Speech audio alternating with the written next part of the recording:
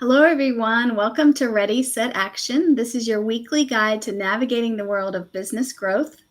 I'm Kristina Witmer, a marketing veteran, and I'm joined by Debra Horowitz, a talent leader. Each week, we share actionable insights and tips for small business owners and growth leaders so that you can gain sales, marketing, and employee growth tactics that you can implement right now. Welcome, Dean Soukeras, a founder and advisor and a product leader who helps businesses scale without burning out. That's a big challenge. You also blend mindfulness with practical strategy. You're a proven leader, and you've successfully launched AI products that are used by millions. And you've built companies from 0 to 1 in diverse sectors. So I can't wait to hear more about that. Give me a sense of what that's about. So tell us just a quick hello, and then we'll throw some questions at you. Sure. Thanks, Kristina. Thanks, Deb, for having me. Really excited to be here to talk to small businesses. I have founded my own businesses as well as joined large companies such as Meta and where I am currently at AutoNation. And my family came over as immigrants. My mother and father came here from Greece, and they started a small business. And I've always had a special place in my heart because of that small business. I remember helping them, working with them, and helping small businesses now is one of my mantras because I know what it is to be a small business owner and to try to scale, whether that is digital or retail. And my focus in my career has always been B2B or B2B2C, really trying to solve those business problems for people to make their lives just a little bit easier and simpler in their day. And that's one of the passions of mine, and why I got into product is to help people and help solve their problems. Love it. Yeah, that's awesome. And I'm sure you've got a lot of great experience and insight to share with us and our audience today. So we're excited to have you here. Um, Christina had alluded to the fact of scaling 0 to 1. And I know you mentioned you have experience with Meta. So, you know, based on everything that you've seen over your career to date, what is one of the common mistakes that small business owners make when trying to scale? And do you have any tips on how to avoid that?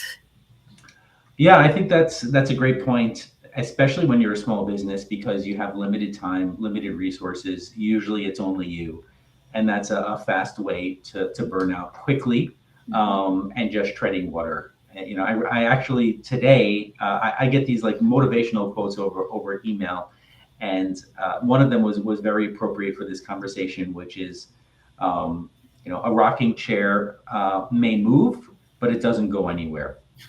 And a lot of times, right, we have that same experience where we have a lot of action and motion, and we feel like we're doing something, but we're not actually getting anywhere. So one of the hardest things to do in business and in life is to kind of cut through the noise. You're going to have a lot of people vying for your attention. There's going to be many shiny objects that you're going to want to chase, especially as a business person and entrepreneur. I'm sure you both, just as myself, are as guilty as anybody else in always being attracted to that new thing that just comes out, or wanting to chase something that somebody mentions to you, and then you kind of put aside the thing that you've been working on for a week, a month, in order to look at this new thing, and then all that progress that you've made is kind of gone. So it's about prioritization, right? That's what I do at work. One of the main skill sets of a product manager is to be able to prioritize. And we get requests all the time from all sorts of people, especially in the B2B field. As a business person, right, your customers are going to be asking for things, and whether they are direct customers or whether maybe they're vendors, or maybe there's even family members suggesting that you do things. You're going to have all this input coming at you from all different directions. And the challenge and the skill set is to decide which are the ones that are really important, that can move the needle, and not be a distraction. So identifying the impactful things that you should be working on and letting the shiny objects, the distractions go, That's how you go from 0 to 1. Sounds simple. It is simple. It's just not easy to do, because there's a lot of stress in wanting to get to that next level quickly. And so, right, our instinct is to just start grabbing at things. But that patience, that perseverance on focusing on what is, the core benefit, the core solution that you're trying to drive. So that 0 to 1 is finding who that one person is that you're serving. What's their one problem that you want to solve? And what's your one solution? That's how you get to 1. That makes sense. And I'm so guilty of, like, I want that charge of energy for the new sort of idea and the new, how can I solve this problem? So that's how I can get into that trouble. But that's a good reminder. I like that. And Kristina, before you move on to a question, I'd like to do a follow-up to Dean from that. I'm a very visual person, and I'm also old school. So I write things down on paper. It helps me to remember. It helps me to prioritize, right? And I will go through all of my, lists and prioritize from there. Like A is most important, B I've got to deal with this week, and C I'll get to, but it's just so I don't forget that I need to focus on C. Is there any visualization tricks or tools that you have found to kind of help small business owners? Yeah, and I'm a very visual learner as well. And I think as a society, we're all going towards visual, right? With the popularity of TikTok and Instagram, more so than Threads or X, which is just more text. There's certainly that group. I'm also a writer, so I actually like those platforms because I like to read. But understanding that, right, the majority of people like to watch. So it goes back to understanding who our audience is and what our message should be. Now, that being said, nothing beats visual, right? To kind of cut through the unnecessary difficulties that we have in communicating with a disparate group. And what I mean by that is, right, I need to speak to salespeople, I need to speak to customers, I need to speak to engineers, I need to speak to all sorts of different people. So visual is what they all have in common, right? They're all coming from their own backgrounds and experiences and biases, as am I. But putting something visual on a board that people can view and talk about and congregate around, cuts through unlike anything else. So what's my example, right? Post-it notes are great, different colored Post-it notes, right? Pleasing to the eye. You go up in front of a board with these people, whether it's virtually or in person. There's some great tools out there like Miro. And when I said that you have to prioritize, the very bare minimum prioritization is must have versus nice to have. So as a business person, right, what are your must haves, right? And you can do this personally, right, in your personal life, like as a business, what must you have, right? You could say, I must have a website, right? I must have a domain, I must have a shopping cart in order to be viable. And that's great. That doesn't necessarily give you a business, right? That just gives you a presence. The business part comes in, what are the must-haves I have for my customer, right? What are my customers looking for me to have, as opposed to what I might be able to offer them? So create that, right? What are your services? What values are you driving for your customers? And then what are the other things that you can potentially are nice to have that you can just put aside? So write them all on Post-it notes. Like I like to use different colored Post-it notes. So maybe the must-haves are in green and the nice to haves are in like a red. And then you kind of separate it. And then having that visual, right? You can change your mind, you can move them around, but just seeing it up there in print format that you can kind of play with makes a big difference. I like that. Thank you. So Dean, I've seen you wrote somewhere, or I saw you mention that the problem isn't strategy, it's state of mind. So, for our audience, looking at more the small business owners, the growth leaders, like how can they shift their mindset to impact sales and marketing results, like with a phrase like that. Any thoughts on that approach? Yeah, I think it's true in my own experience because obviously you need a strategy, right? You're really not going to get anywhere without a strategy. But the converse is also true. Without the right mindset, you're also not, even with the perfect strategy, you're just not going to get anywhere. And there's so many tools out there, whether you want to Google business strategies or use an AI like ChatGPT, which I've certainly done to help me, identify a new strategy or refine a strategy that I have. It's a great partner, right? It's a great thought partner to help you kind of cut through your own biases and perhaps see things in a new way. But without the right mindset to execute on that strategy, right, it's just never going to go anywhere. So as an example, right, I might create a great strategy around marketing because every business needs to be out there. But if I'm actually not going to have the mindset of creating the content, right, and then posting on LinkedIn or posting on Instagram, it's not going to go anywhere. So what's the right mindset that I have to develop where I can actually invest in, right, my own success and in my business, not just like creating the strategy or the business plan, because doing that is now easier than it's ever been. Mm-hmm. What's harder than it's ever been is to get people's attention who are more distracted and have more pull on their limited attention from many different sources than ever. So easier than ever to start a business, harder than ever to get attention. Yeah. So what's the mindset that you have to bring every day to say, I'm going to execute on this today. This is the one thing that I have to do this day, this week, and then to actually follow through. So that's where the mindset comes in.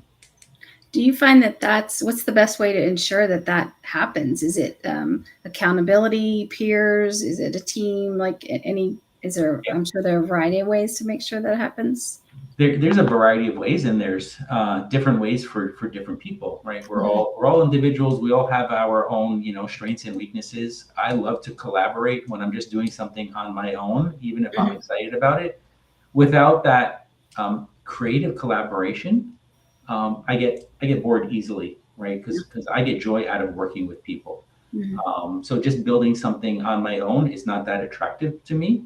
So for me, it's collaboration and accountability, right? Because now I've made a promise to you that I'm going to do my part by this date, and I'm going to do it. Without that, I tend to slip.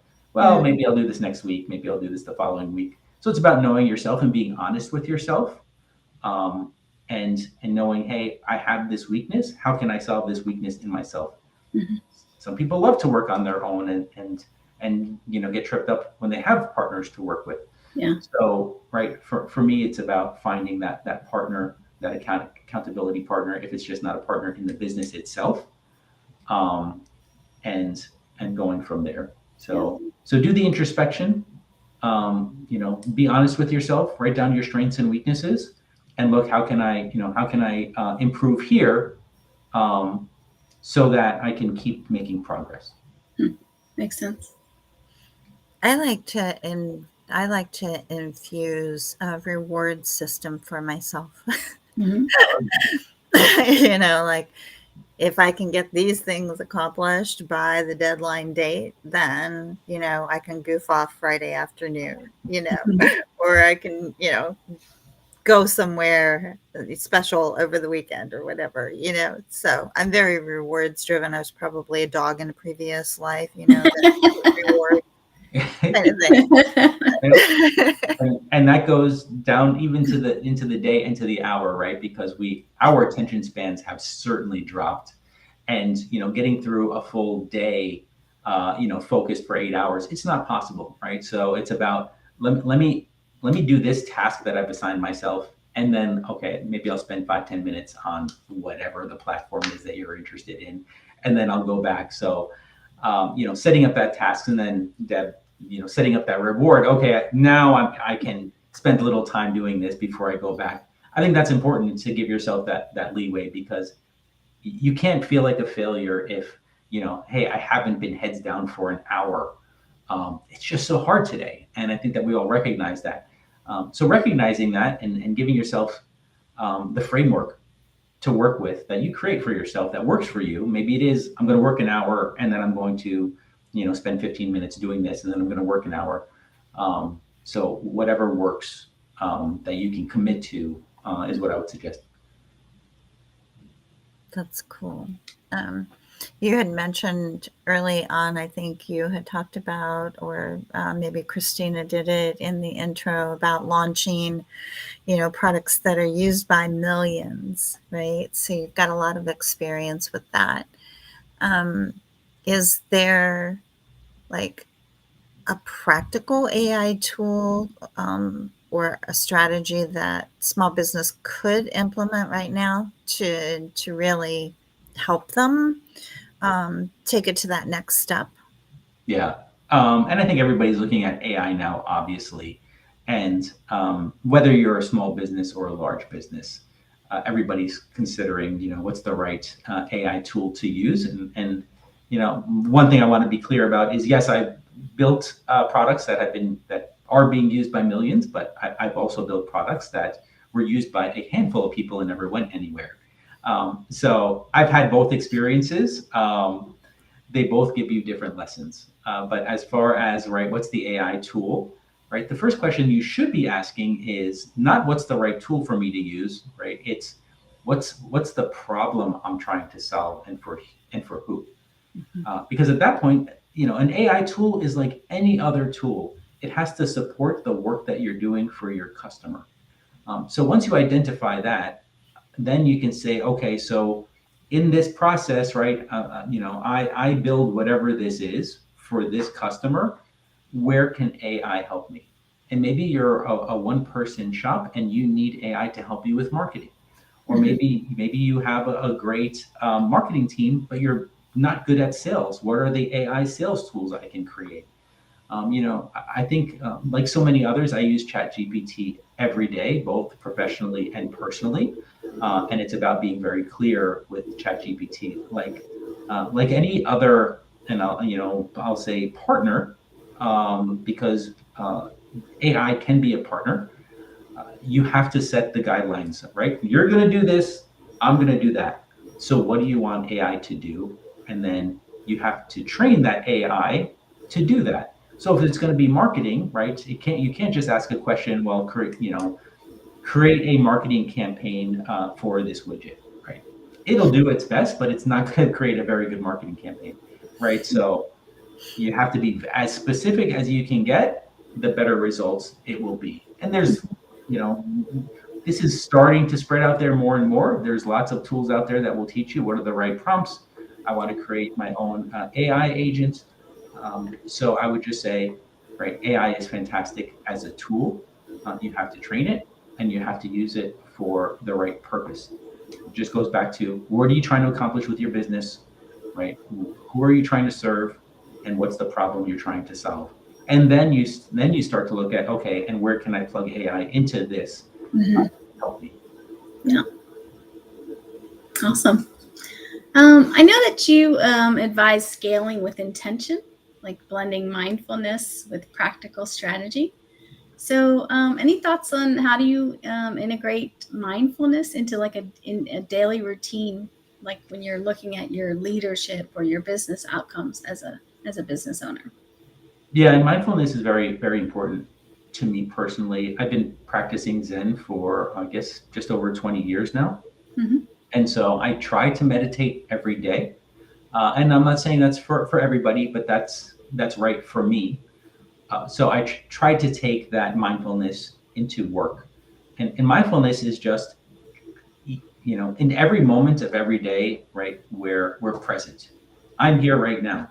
Now, mentally, I might not be present, but physically I am, right? Because how many times are we in a meeting, right? And we're off someplace else, right? Yeah. Our mind drifts, it wanders, and we're not being mindful in that moment. And that's fine. We're human beings. Our minds will wander. But it's about also recognizing that in other people. So, right, we like to think that we are the center, and we are the center of our own world and life, but everybody else is the center of theirs. So just like us, other people have goals, aspirations, biases, failing like we do, right? They may not be as mindful of them as we try to be, but it's always about recognizing that we're all human beings, right? We all are trying to get through this life and this world, and having a little bit of grace and compassion for that. So I try to bring that mindfulness into my encounters at work and in life.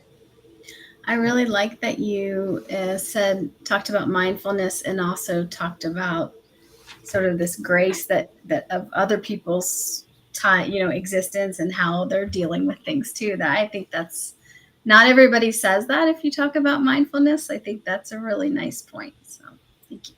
No, thank you. I appreciate that. It's an important topic for me, and something that I've certainly had my own failings on, and certainly moments where I'm not very mindful. But it's also right giving yourself that grace to okay, I'm not perfect, and then you just come back and you try again.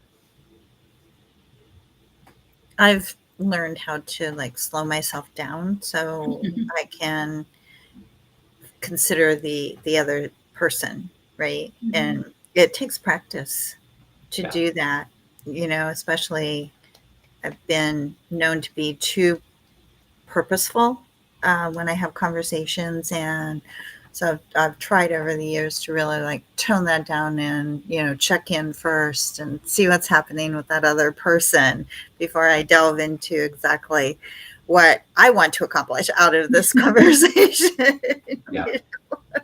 Yeah. And that's where it's respect too, right? Yeah, it is, and that's where we have to give ourselves the allowance to be curious about other people, right? We have our own goals, like I said, and reminded me of a meeting that I had. In my career, I've led many meetings, and there was one point in my career where I had a manager who was very, very driven, very business oriented, not very personable, for no other reason than right in their perspective. When you're at work, you work. No place for personal. So I always start off meetings with how's everybody doing? How's your day? How's the family? Right. I like to try to build relationships, rapport, trust, because it number one, I feel like it's the right thing to do. I do care about how somebody's doing, but it also helps business wise, because if you can build a relationship, even a work relationship, right, then you build trust.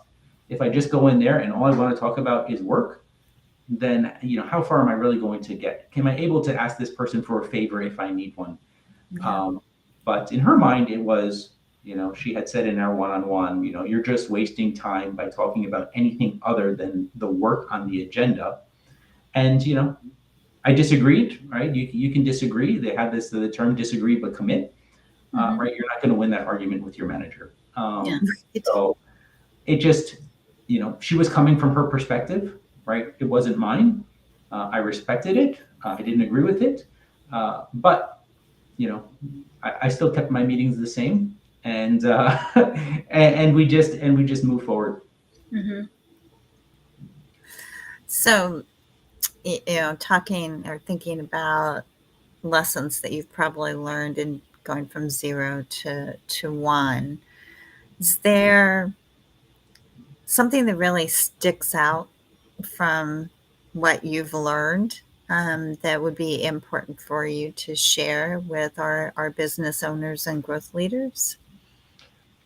Yeah, I've certainly learned, as I'm sure anybody who has some years of work experience, learned many different lessons. But I would say, right, one of the things I like to say is that when the person does well, the business does well. And I don't only mean that from the customer perspective, right? Because when the customer is doing well, then most likely, right, they're a happy customer and they'll stay with us or keep coming back. But as the business owner, right, we also need to be doing well, and physically, mentally, emotionally, right? Because when we have those challenges, of course our business is going to suffer, especially as a small business, because it's so tied into who we are. So when we're having difficulties personally, our business is just going to suffer. So a lot of people put their well-being second to their business. And I understand the drive to do that. It's a very, very short-term solution, and I'll use that term loosely. But it happens, right? We really need to get this done this month or this week, and I just have to do this. But long term, it doesn't work. You're going to burn out. I've certainly burnt out in my career, where at a certain point you just couldn't work anymore. And the burnout doesn't actually come from being, physically tired. The burnout comes from being mentally and emotionally exhausted. Yeah. And I've worked on projects where I was really passionate about with a great team, and we were putting in long hours, and we loved it. Mm-hmm. And then I worked on projects where I didn't enjoy what I was doing. I wasn't really connecting with the people I was working with, and I would work an hour, and it felt like torture. Mm-hmm. And I'm sure most of the people can, can identify with that. So really doing well and taking care of yourself, right? It's not really focused on this life balance, which I do believe in, work-life balance and being available for your family, your friends and family, but also being available and responsible to yourself, right? It does go back to mindfulness, understanding, hey, maybe this work does not align with who I am. Right. I like to say, like, the burnout comes from when your why and your work no longer align. And maybe it did at once. We change as people, we change over time. And at a certain point, what I'm doing is no longer what I want to do, but it's all I know how to do. And at that point, you're going to burn out. Yeah. So making sure that your why and your work stay aligned, right? Mm-hmm. It's one of the bigger challenges that you have. That's huge. Yep. I try to talk about how much the energy I have for things versus the time. It sort of sets my own mindset. Yeah, I love that. I love that because it's the energy that you bring, right? And other people can see it. Yeah. So one more question. Let's just sort of this quick little shift here, because I know you've had some experience with pricing and product ops and all that kind of stuff. This is a huge one. It can be a big trouble, like something people don't address quick enough. Is like, any advice for setting price or launching new products for a small business? Any tips on that? So yes, most of my pricing experience has been around digital products. I don't have much pricing experience for retail products. That being said, it's one of the harder things that you can do, even as a product manager working for a large company, because understanding what somebody can pay for something is very different than what somebody is willing to pay for something. And you don't want to leave money on the table, right? But at the same time, right, you don't want to charge too much. So it always goes down to, right, I see a lot of people making the mistake that the pricing I'm going to put on this is the amount of effort and time I put into building it, which is always, it's a mistake, because I may create a PDF to help small business owners, and it may only take me an hour, and I'll say, okay, well, what am I going to sell that for? $9.99. It only took me an hour, and the mistake is in seeing the value, not in what you put into it, right? Because I was able to create this because of my 20 years of experience, not in the 1 hour I spent. Right. But it's in the value of your customer, in the receiver, right? This may save them years of effort, or maybe help them sell an additional amount of whatever goods or products they have. Mm-hmm. So look at not the value, the price of your product in the time you've spent on it, but in the value you're delivering. And that takes a lot of conversation with your customer, right? I'm not saying you can experiment, right? The good thing about digital is you can put it out there and see what happens. Yep.